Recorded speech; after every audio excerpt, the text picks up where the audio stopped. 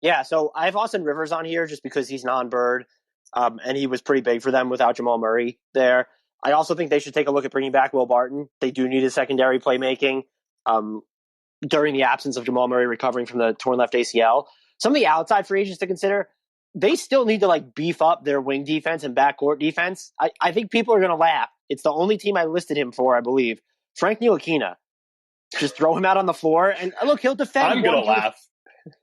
He'll defend 1 through 3, and they don't have someone that's going to defend 1 through 3 right now. Maybe Aaron Gordon, but like, so if he's going to be cheap enough, because I'm assuming the Knicks just cut him loose, Frankie smokes. I have Kelly Oubre Jr. because the Nuggets do have a path to using the non-taxpayer mid-level, and I don't know what his market's going to be, just to have some like more size and length on the wings. The one who intrigues me the most, though, would be a Danny Green. They definitely need the non-taxpayers mid-level to do that. And for clarification, the non-taxpayer mid-level, you could still be a tax team, but you have to stay below the tax apron, which is, I think, 146 this year. Maybe it's 143, whatever it is. So those are the ones I have listed. And also I had Reggie Bullock on there too, but I think the Knicks end up keeping him, so I don't want to list him for too many different teams. Noah has said, wherever Frankie goes, I will follow. And I think I'm right there with you, Noah. Yeah, I am there. My targets were slightly different here. I like the idea of Buddy Hield in Denver a lot. I think that the best route for making that happen is through a Will Barton sign and trade. The elite 3-point shooting, I can't imagine how well that would play alongside Nikola Jokic. You're sacrificing something on defense there. You're sacrificing a little bit of shot creation, but given the number of playmaking guards on the roster and the presence of Jokic at center, you can kind of afford to get away with that. I feel like the offensive potential would go through the roof with a shooter of that caliber. As for a free agent signing, I looked a lot at Evan Fournier here, where he's another guy who can, definitely a reunion, because that is where he started his career, but he's grown a lot since then, both as a self-creator and as a facilitator.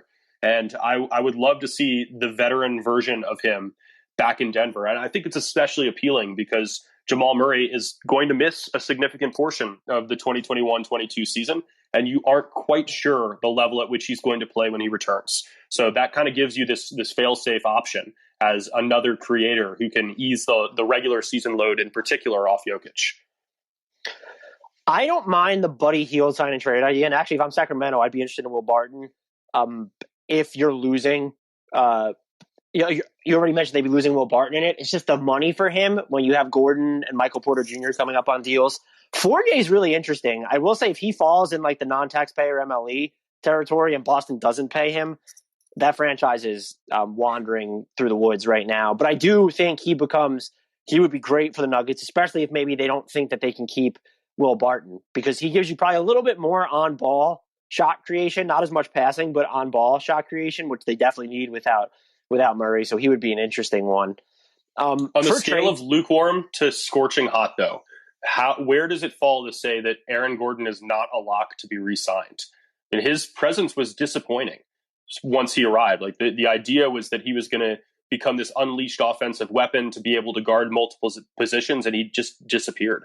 He was not a big postseason presence, and I think we've reached the point in his career where the idea of Aaron Gordon remains so appealing, but it has yet to translate into actual production. And Denver tends to be a pretty smart organization when it comes to doling out contracts. And I don't necessarily see the Nuggets giving him a massive payday.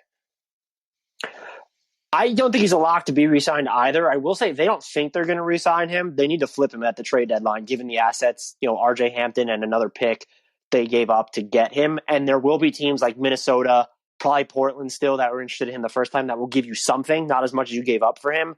It sucks for them. It makes their job harder because I don't know how much time, even if they keep him through next season, how much time do you get to measure his fit with Murray, MPJ, and Jokic, those four at the same time? You might not have that opportunity before the trade deadline. If you don't feel good about paying him at least as much as he's earning now in his next contract, I would say that you have to move him at the deadline. I agree. My trade targets for them, we've already talked about this on the podcast. I think they can build a pretty competitive offer for Marcus Smart. Celtics fans who listen to this podcast are not happy about that. There's definitely the emotional value that Smart holds to the franchise, but I think the Celtics will look at it. If they're not going to pay him his money in extension, if they can get value for him, it's something to look at. I also have Josh Richardson listed. Again, should he opt in Dallas, that might age poorly. He's someone that they can take a chance on. Can defend 1 through 4. His defense definitely suffered this year, but it wasn't the worst part of his game. And if you get the Josh Richardson who was in Miami on offense, you've mined like this incredible gem. And so Josh Richardson, Denver or Utah would probably be my favorite Josh Richardson trade destination if he winds up opting into that final year of his contract.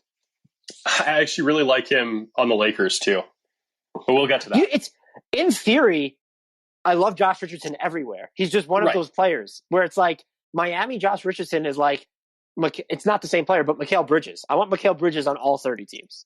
I hear that. That's totally fair.